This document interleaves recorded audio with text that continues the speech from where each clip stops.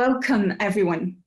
I'm Toastmasters International First Vice President Morag Matheson, and today I'm here with accredited speaker Forrest Tough. The Accredited Speaker Programme recognises professional speakers who combine expert knowledge in a particular subject with mastery of the spoken word, making them sought-after experts in their respective fields. The process to become an accredited speaker often takes years.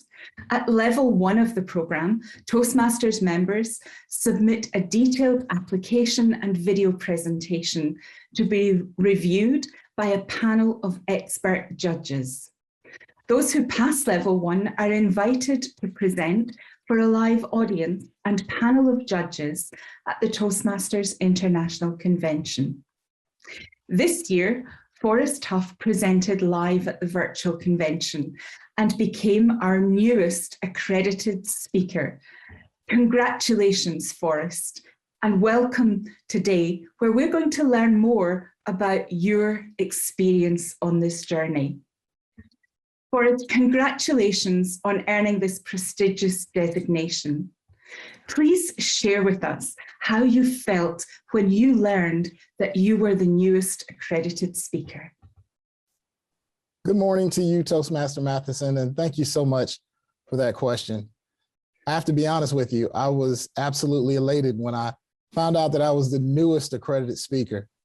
You know, when they sit you down and they say, you are the 89th accredited speaker in the world, it's one of those feelings you can't imagine because you work so hard to prove that you're worthy of this accreditation. So I have to be honest with you, it was a great feeling, absolutely great feeling. I can only imagine. What does the designation mean to you personally and for your career? For some of you who don't know, the accredited speaker designation, it's only achievable once you are a professional speaker. So already being a professional speaker, what it does is it adds another stamp of validation to your expertise. And it does give you an edge when you're in the runnings for an opportunity to be able to put that stamp and say, listen, Toastmasters International, one of the largest speaking organizations in the world, has signified that I am a professional and expert in my particular subject matter. So it really does give you that edge and boost of confidence to know that you have an organization backing you that has a great reputation to say, hey, listen, this is the person you want for your next event. That's great to hear about that connection between your career and our organization. So tell us a bit about your background in Toastmasters, a bit about where you're from, how long you've been a member, and importantly, what prompted you to join in the first place? You know, I'll take you back a little bit and I'll do a quick synopsis. My first passion was to be a professional NBA basketball player. And I made it to the Division I level. Unfortunately, I had a career-ending injury. And at that point, I had to figure out what was my next move in life. Fortunately, I found another passion and I became an entrepreneur. And my business is in multimedia, graphic design, web design, videography, film, TV. And we do a lot of work with corporations and government agencies. And that stemmed from, as a child, while I played sports, I always had a camcorder and recorded events in my life. So I love storytelling. So naturally, when I found myself in entrepreneurship, I was in storytelling. And as I began to achieve success in my business, I had organizations that wanted me to come out and speak to their team or speak about certain things on entrepreneurship. And I just didn't have the confidence to do it. You know, it was one thing to speak to one person at a time or a couple of people, but to speak to a larger audience was a bit daunting.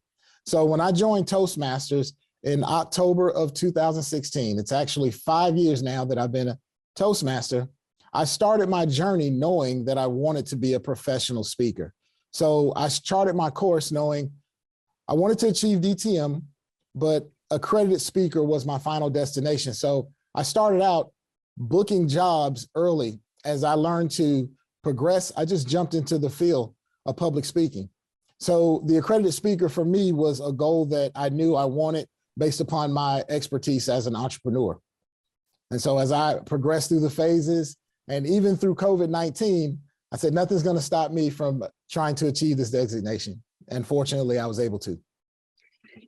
That's a fabulous story of how the need you had to develop yourself while you were developing your business could be met by working our program and then stretching yourself for this designation. Yes. At what point did you decide, this is it, I am totally committed to all of the work that goes into becoming an accredited speaker, beyond the basics of the program that many of us know and love? What was that point for you? Well, when I researched it and saw, okay, there's only 87 in the world at the time, I thought to myself, you know what, if you embark on this, this will be something that you can hold, you can be proud of, because there were no Toastmasters that I knew personally that had achieved it or had finished the program. So after I was accepted at level 1, I said to myself, level 2 is video. And guess what? I'm in the video business. I'm in the media business. I thought, I'm there. I can nail this video. You know, the important thing was that with the video, you couldn't edit. So there was a fumble in my video, and it was a big one. It was about 50 seconds, but I made sure that I paid attention to the instructions. No editing, no doing anything to alter the video.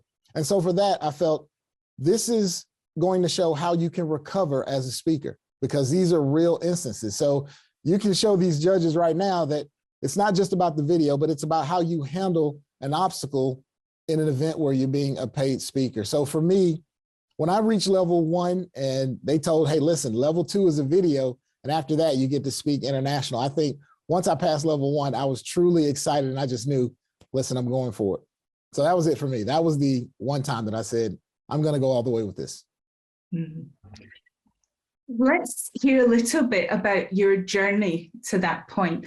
Was this your first attempt at the designation, or did you try more than once? And what does it take to succeed for someone? This was actually my second attempt. You know, I'll tell you a little bit of my first attempt. In 2020, as many of you know, the pandemic hit. I had finished my criteria for level 1. I did all of my in-person talks. I think the first year I probably had about 30 to 35 in-person talks to various crowds. So I was absolutely comfortable talking to a crowd. I knew how to work the crowd on the left, work the crowd on the right. You know, I wasn't ready for the Brady Bunch. We're the Brady Bunch public speaking now. So when they said, hey, we're going to have this virtual conference, but we're going to do it online, I had to shuffle and figure out how to actually give a virtual presentation. So I used my media knowledge to create this stage where I could stand, you know, full body, but I was not comfortable giving a presentation without the feedback of an audience and really focusing or narrowing my attention directly on the camera. So that was a bit of a challenge. And unfortunately, I did not make it in 2020. I went to international and I wasn't selected. But immediately after that, I told them, listen, I'll be back next year, because I realized it wasn't about me not being good enough or me failing. This was a learning experience. And to me, that's what failure is. It's a learning experience to become better at what you do. And it created a new opportunity. You see, the silver lining about the pandemic is now I had an opportunity to speak more, to practice more, even at the club. So when I came back in 2021, I felt more comfortable giving a presentation online. I felt confident that I had the tools to progress and make it. And one of the things I will say, during that time period, I joined an advanced club because I wanted advanced evaluations about how I presented myself, not necessarily my presentation, because I was giving the presentation at many different venues, but how I presented, how I came across, and whether or not it was an authentic presentation and it resonated. And more importantly, did they feel I would pay this person to come speak to my audience? And after that year, I felt I was fully prepared for 2021. And fortunately, it worked out. I became the 89th accredited speaker. I love that, Forrest, that you talked about not seeing your first attempt as a fail, but seeing it as a learning moment. And I think that's one of the beautiful things when we can reframe what sometimes others will tell us is pass fail, but actually it's about ready for accreditation or not ready yet. So therefore guiding you to the possibility of learning and growing through the process of coming back and working again towards the designation. Yes. If there are other professional speakers listening, and I hope there are, what insights would you offer to them about pursuing this designation? The first thing I would say is make sure you read the instructions thoroughly. Pay attention to the instructions. Don't get creative. Follow the instructions to a T. Because if you decide to get creative or give them something extra that they don't need, or it could result in you not making it past level 1. So I would say that's the most important thing, is make sure you follow the instructions thoroughly. 2, document your talks. If you talk to a certain audience, make sure that you know there are a specific amount of people. Make sure that you're talking a specific amount of time, because that's part of the criteria. You can't do a 5 to 7 minute talk. They have to be a certain amount of time, 15, 20 minutes, 25, an hour. Make sure you know what that is and have it documented. And even in the process of getting referrals or pictures or things that can validate exactly what you did for this particular accreditation. So make sure you get the information to validate what you're doing, follow the instructions, and lastly, do everything in a timely fashion. Meet deadlines. That is very important. If you do not meet deadlines, that can stop you from advancing to the next level to have the opportunity to speak at the international conference. You had the very specific situation this past year. You told us about being a virtual convention, an online convention where you had to present, but maybe next year's accredited speakers will be thinking about an on-site in-person audience, and that's going to bring a different dynamic. What would you say to those who are thinking about, oh, I wonder what kind of audience I'll have? How can I prepare, given that it might be one, it might be the other, depending on what happens in our world? Fortunately, I was able to work in both venues. When I started for the first couple of years, even when I was in district contests, I was used to crowds and speaking to crowds. What I would advise is that you practice standing, even if you're going to do virtual presentations. Practice as a speaker to move with purpose. If you create an area where you're speaking, if you focus on a talk, make sure that when you move, your talk has meaning to your speech. Make sure that your movements make sense for your speech. Make sure that you understand how to work the left of the crowd, how to work the right of the crowd, and how to work the center of a crowd, because now your body is telling the story as opposed to the top half of your torso. I would also encourage each of you to make sure you have on pants and shoes, because in a live presentation, you're going to need those. And no, seriously, if you work on a virtual presentation, focus on looking into the camera. Although you can't see people, and I know you may want to look at a face, focus on the audience, which is inside the camera, because they're going to connect to you that way. Make sure you can use purposeful hand gestures and not do anything that will block your face or take any distractions from you. And just practice, practice, practice, and receive evaluations to hone your presentation to the best of your ability. Let's talk a little bit about your professional background, Forrest. Your professional background includes entrepreneurship, business, and film and media, as you've been telling us. What are the main topics that you present on? And what kind of audiences do you have? And what do you want your audiences to take away from those presentations? My audiences usually consist of business startups or companies that have been in business for a while and they're looking to sustain their business. I also focus on strategies, brand strategies to help you sustain your business. I also speak to individuals working in the film and TV industry that are aspiring to get into the business side, the film business, the movie business. So those are some of the audiences that I speak to. And oftentimes I'm at either conferences or small business expos or doing one-on-one coaching or either film festivals.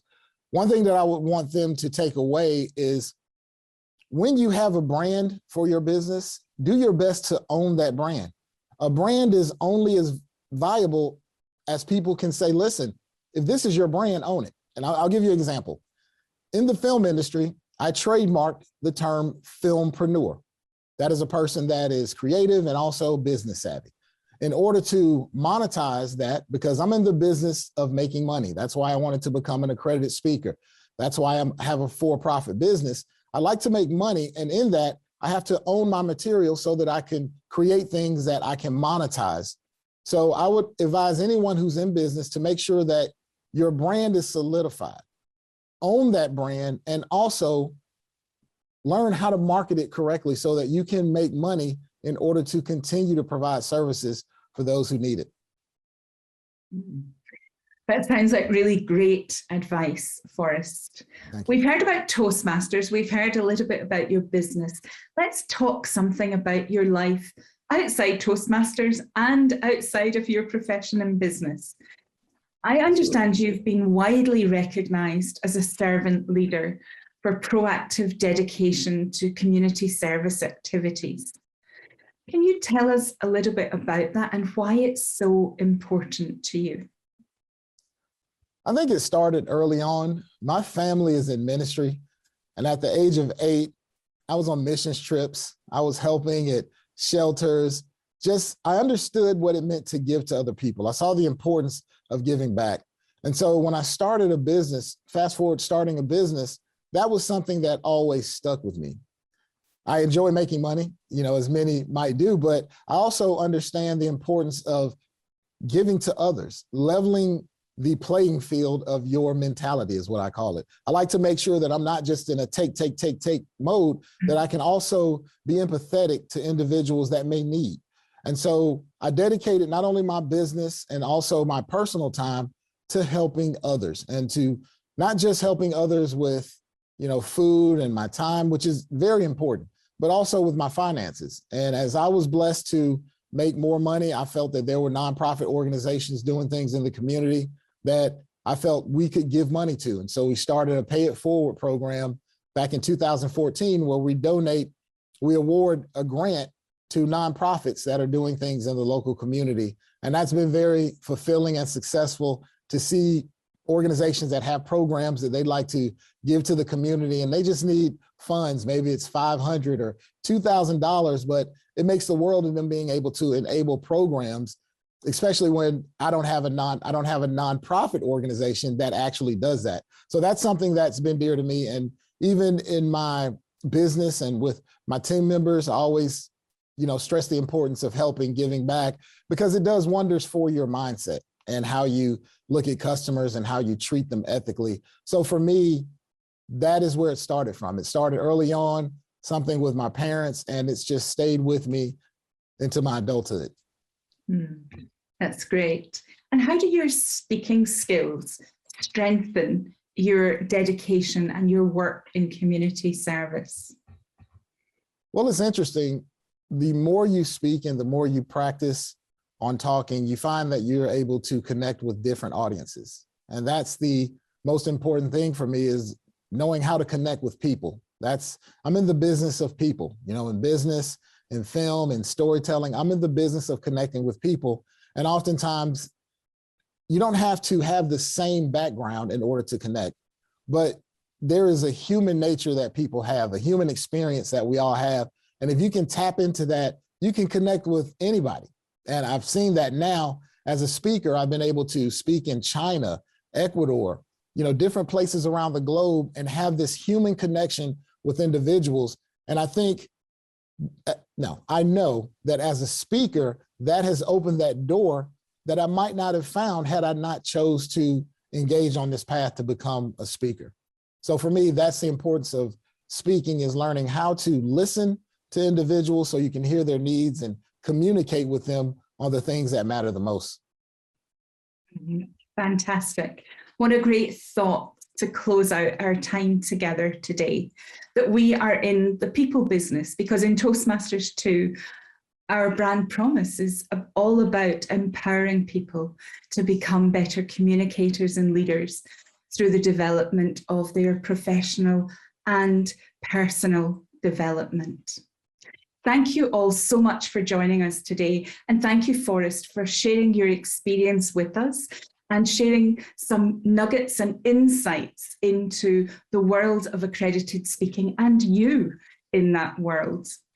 If you would like to learn more about the Accredited Speaker Programme, please visit the Toastmasters website, toastmasters.org/accredited speaker. Thank you.